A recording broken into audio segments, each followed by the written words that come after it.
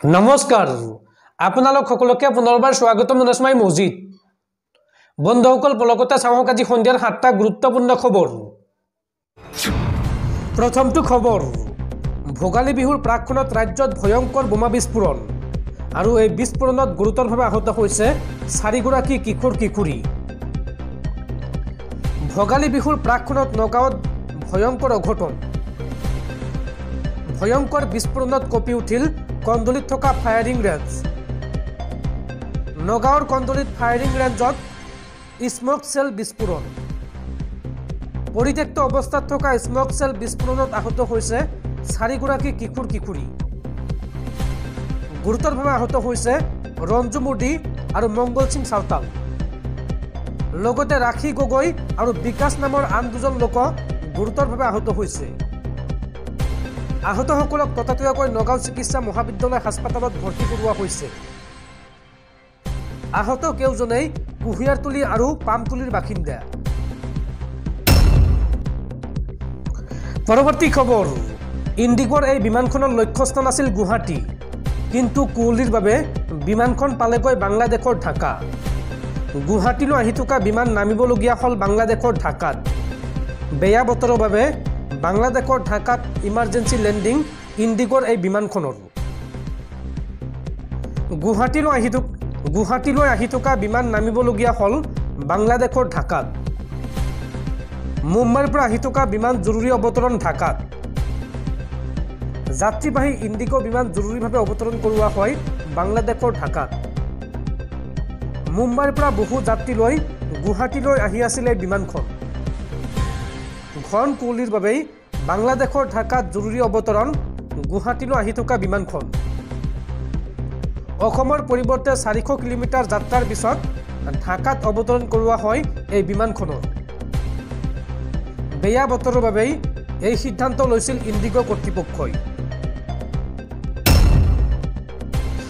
পৰৱৰ্তী খবৰ ৰাজ্যত সংঘটিত হৈছে এক ভয়ংকৰ ঘটনা অসম চৰকাৰে চলোৱা উচ্ছেদৰ বাবে ৰাজ্যত মৃত্যু হৈছে এগৰাকী লোকৰ প্ৰচণ্ড শীতৰ মাজত উচ্ছেদিত লোকৰ মৃত্যু গোৱালপাৰাত উচ্ছেদিত বয়াত আলী নামৰ এগৰাকী লোকৰ মৃত্যু হৈছে আৰু এই ঘটনাৰ পিছতেই সমগ্ৰ অঞ্চলজুৰি চাঞ্চল্য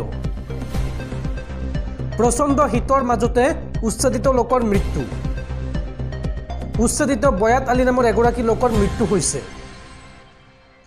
গোৱালপাৰাৰ পঞ্চৰত্ন এনচি গাঁৱত ভয়ংকৰ অঘটন 10 জানুৱাৰীত ৰাজ্যৰ বন বিভাগে অঞ্চলটোত চলাইছিল উচ্ছেদ অভিযান আৰু উচ্ছেদৰ পিছতেই মুকলি আকাশৰ তলত দিন কটাইছিল এই লোকজনে আৰু বয়াত আলীৰ মৃত্যুক লৈ অঞ্চলজুৰি এতিয়া কান্দোনৰ ৰূপ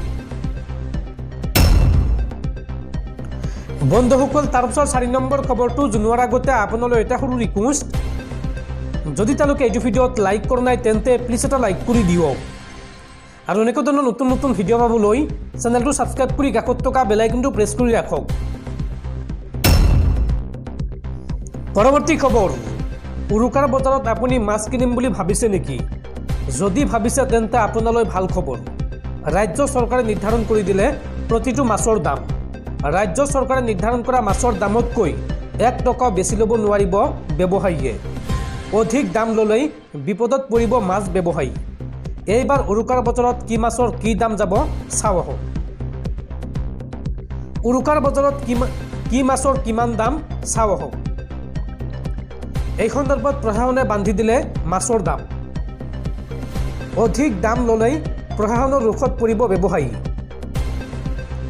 ৰৌ বাহু মিৰিকা মালি আৰি বৰালি চিতল grass cup silver cup common carp আদি মাছৰ নিৰিখ নিৰ্ধাৰণ কৰিলে ৰাজ্য চৰকাৰে 1 কেজি তলৰ ৰৌ বাহু মিৰিকাৰ দাম 180 টকা প্ৰতি কেজি আৰু 1 পৰা 2 কেজিৰ তলৰ ৰৌ বাহু মিৰিকাৰ দাম 270 টকা প্ৰতি কেজিত 2 পৰা 2.5 কেজিৰ তলৰ ৰৌ বাহু মিৰিকাৰ দাম 320 টকা 2.5 কেজিৰ পৰা 3 কেজিৰ তলৰ ৰৌ বাহু মিৰিকাৰ দাম 370 টকা আৰু 3 কেজিৰ ওপৰৰ ৰৌ বাহু মিৰিকাৰ দাম 420 টকা নিৰ্ধাৰণ কৰিছে ৰাজ্য চৰকাৰে লগতে 1 কেজি তলৰ grass carp, silver carp, common carp মাছৰ দাম 130 টকা প্ৰতি কেজিত।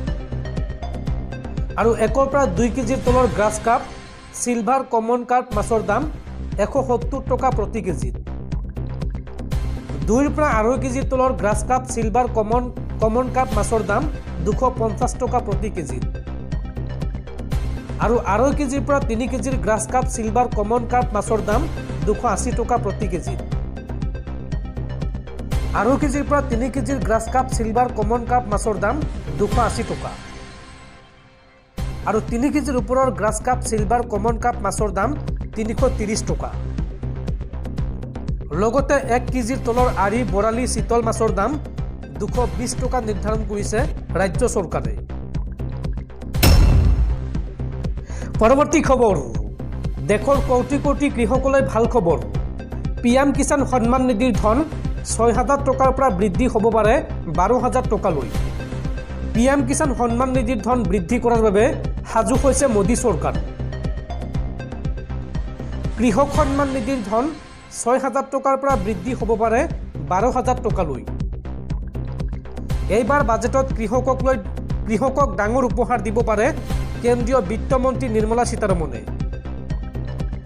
এক সূত্ৰৰ মতে বৃদ্ধি পাব পাৰে কৃষক সন্মান নিধিৰ আঁচনিৰ ধন। বৰ্তমান দেশৰ 11 কোটি কৃষকে লাভ কৰি আছে বছৰি 6,000কৈ টকা।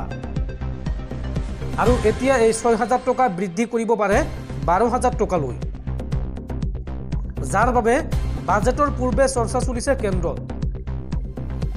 লগতে মহিলা কৃষকৰ বাবেও বাজেটত থাকিব ভাল খবৰ।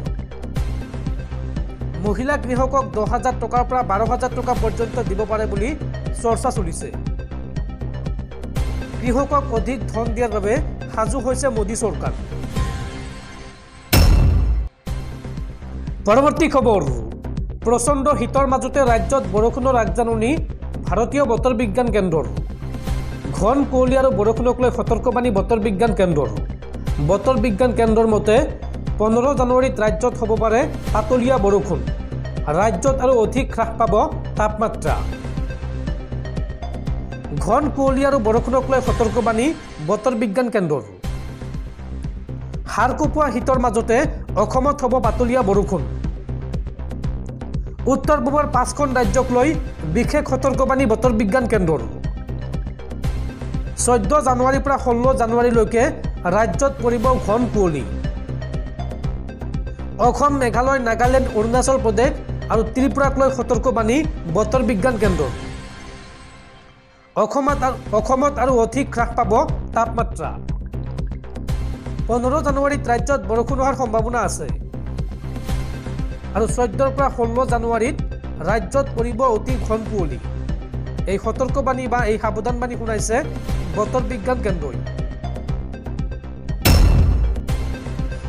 পৰৱৰ্তী খবৰ, ৰাজ্য চলাবলৈ ধন নাই হিমন্ত বিশ্ব শৰ্মা চৰকাৰৰ। 1,000 কোটি টকাৰ ঋণ লোৱাৰ মাত্ৰ দুদিন পিছতে পুনৰ 750 কোটি টকাৰ ঋণ ল'বলৈ ওলাইছে হিমন্ত বিশ্ব শৰ্মাৰ চৰকাৰে। আগন্তুক 2 এদিনৰ ভিতৰত পুনৰ 750 কোটি টকাৰ ঋণ ল'ব হিমন্ত বিশ্ব শৰ্মাৰ চৰকাৰে। প্ৰতিটো মাহতে 2 পৰা 3 বাৰকৈ ঋণ লৈ আছে হিমন্ত বিশ্ব শৰ্মাৰ চৰকাৰে। যেন ঋণ নোলোৱাকৈ ৰাজ্য চলাবই নোৱাৰে চৰকাৰে। পৰৱৰ্তী খবৰ, দিল্লীৰ মুখ্যমন্ত্ৰী অৰবিন্দ কেজৰিৱালক পুনৰ ইডিৰ চমন। এইবাৰ চতুৰ্থবাৰৰ বাবে ইডিয়ে চমন জাৰি কৰিছে দিল্লীৰ মুখ্যমন্ত্ৰী অৰবিন্দ কেজৰিৱাললৈ। দিল্লীৰ সুৰা কেলেংকাৰী সন্দৰ্ভত অৰবিন্দ কেজৰিৱালক চমন জাৰি ইডিৰ। অহা 18 জানুৱাৰীত ইডিৰ সন্মুখত হাজিৰ হ'ব লাগিব দিল্লীৰ মুখ্যমন্ত্ৰী অৰবিন্দ কেজৰিৱাল। আৰু এইবাৰ হাজিৰ নহ'লে গ্ৰেপ্তাৰৰ পূৰ্ণ সম্ভাৱনা আছে অৰবিন্দ কেজৰিৱাল।